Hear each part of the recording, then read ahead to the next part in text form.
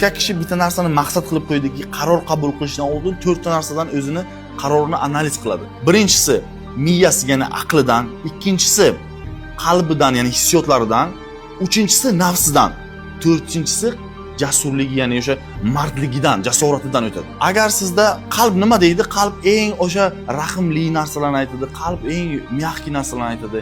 Aql nima deydi? Aql eng tez boradigan, aqlli yo'llarni topib berishga harakat qiladi. Nafs nima deydi? Eng oson yo'llari, eng shu kayf qilib o'tkazadigan, qilma, dam ol degan narsalarni beradi. Mardlik esa o'sha mardlik bu umumlashtirib, sizni azobga qo'yadigan bo'lsa ham to'g'ri yo'llarni ko'rsatadi. Ya'ni 4 ta qaroringizni bir-biriga kesishyaptimi, bir-biri bilan to'g'ri kelmayaptimi, nomutanosibmi?